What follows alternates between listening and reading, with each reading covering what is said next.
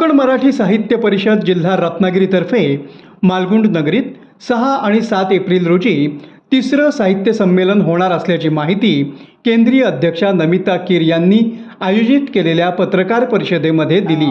दिनांक 6 आणि 7 एप्रिलला आपलं रत्नागिरी जिल्हा साहित्य संमेलन कोकण मराठी साहित्य परिषदेने आयोजित केलेलं आहे।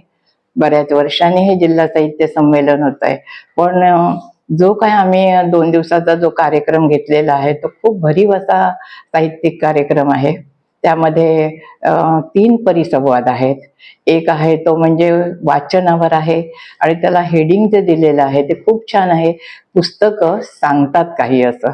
आणि त्यामध्ये आमचे साहित्यिक मंडळी आहेत, प्राध्यापक सुरेश जोशी आहेत, त्याचप्रमाणे आपल्याला त्यामध्ये जयू भाटकर आहेत, त्या जयश्री बर्वे आहेत, मदन हजेरी आहेत आणि बाळासाहेब लबडे आहेत। ही सगळी साहित्यातली मंडळी, प्राध्यापक मंडळी आहेत। हा एक परिसंवाद आहे। दुसरा एक परिसंवाद आहे तो युवकांसाठी आहे की आजकाल आजची ही तरुण मुलं आहेत, ही सगळीजण सोशल मीडियावर खूप लिहितात आणि त्यातनं त्यांना प्रतिसाद चांगला मिळाला की त्यांना अधिक लिहावंसं वाटतं। हा विषय घेऊन म्हणजे युवक आणि समाज माध्यमावरील लेखन हा विषय घेऊन आपण एक परिसंवाद घेतोय।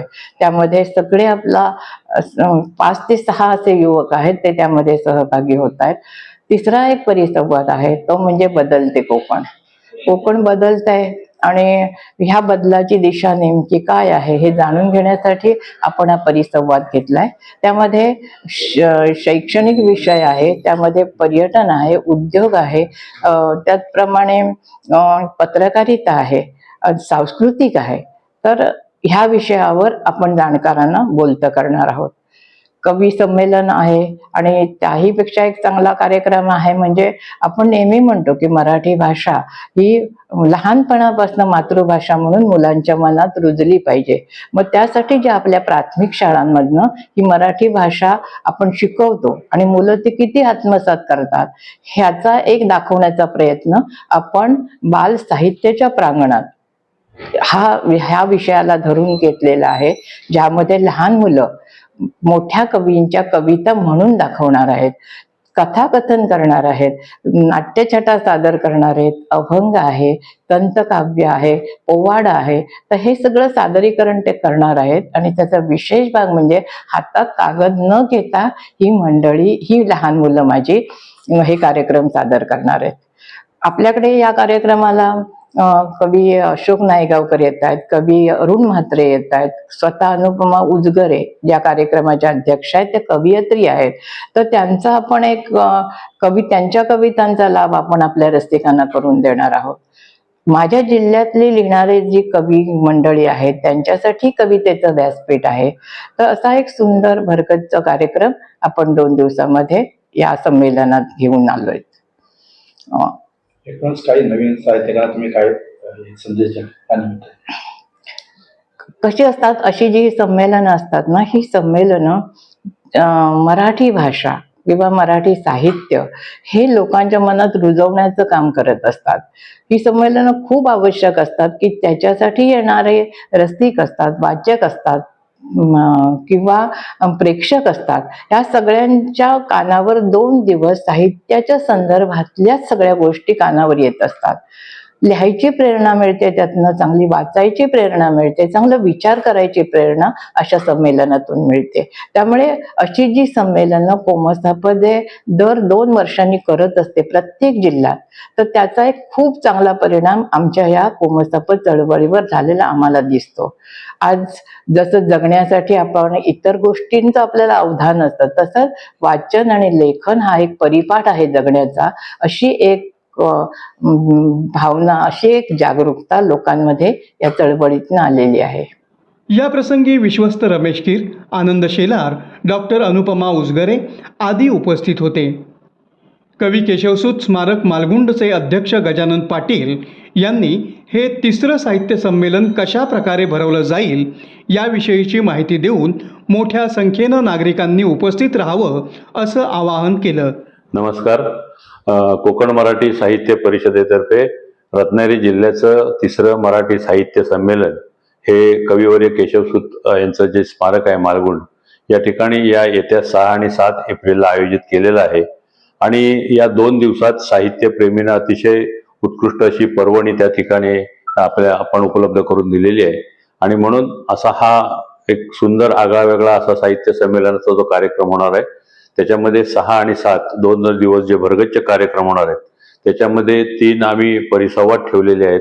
त्याच्यामध्ये पहिला जो परिसंवाद आहे तो पुस्तकं सांगतात खूप काही, हा एक परिसंवाद आहे. त्याच्यावर अगदी नामांकित वक्ते त्याच्यावर बोलणार आहेत. प्राध्यापक सुरेश जोशी आहेत, प्राध्यापक बाळासाहेब लबडे, दूरदर्शन मुंबईचे जे संचालक होते जयू भाटकर ते आहेत, मदन हजेरी आहेत, जयश्री बर्वे आहेत आणि संवादक म्हणून पूर्वा पेटे हा कार्यक्रम संपूर्ण संवाद करणार आहेत. त्याचप्रमाणे दुसरा एक परिसंवाद आम्ही त्या ठिकाणी ठेवलेला आहे आणि तो आहे युवक आणि समाज माध्यमावरील लेखन. हा सुद्धा युवक जे हल्ली समाज माध्यमावर अतिशय प्रबळ चांगल्या प्रकारचं लिहितात, तो एक परिसंवाद ठेवलेला आहे. आणि तिसरा एक परिसंवाद आहे बदलते कोकण, म्हणजे कोकणातल्या विविध विषयांवर अतिशय नामांकित वक्ते त्या ठिकाणी बोलणार आहेत. त्यांना पर्यटन असेल, उद्योग असेल, शिक्षण असेल किंवा पत्रकारिता असेल, सांस्कृतिक असेल, अशा विविध विषयावरचा हा परिसंवाद तिथे आम्ही आयोजित केलेला आहे. त्याचप्रमाणे 3 प्रकारचे कवी संमेलन आहेत. एक निमंत्रितांचं नामांकित जे कवी आहेत त्यांचं एक निमंत्रित असं कवी संमेलन आहे. दुसरं एक कवी संमेलन जे ठेवलंय ते आमच्या रत्नागिरी जिल्ह्यातले जे प्रसिद्ध असे प्रत्येक शाखांचे कवी आहेत त्यांचं एक कवी संमेलन ठेवलेलं आहे. आणि एक कवितांच्या गावा जावे असं, म्हणजे आमच्या ज्या संमेलनाचे जे अध्यक्ष आहेत अनुपमा उजगरे आहेत, उद्घाटक आमचे अशोकजी नायगावकर आहेत, अरुणजी म्हात्रे आहेत, असे नामांकित कवी आणि प्राध्यापक LV पाटील सर यांचं एक कवितांच्या गावा जावे असा एक भरगच्च कार्यक्रम, हा सुद्धा एक अतिशय चांगली पर्वणी सर्व साहित्यिकांना आणि कविता प्रेमींना उपलब्ध करून दिलेली आहे. आणि त्याचप्रमाणे कवी संमेलन आहे, परिसंवाद आहेत आणि रात्री कोकणातली जी प्रमुख आपली जी लोककला आहे सांस्कृतिक, त्यामध्ये नमन असेल, जाकडी असेल, पोवाडा असेल, कोळी नृत्य असतील, असा विविध असा सांस्कृतिक कार्यक्रम रात्री उपलब्ध केलेला आहे. आणि हा अगदी प्रवेश निशुल्क आहे, म्हणजे पूर्ण प्रवेश नसलेला हा कार्यक्रम सर्वांसाठी उपलब्ध करून दिलेला आहे.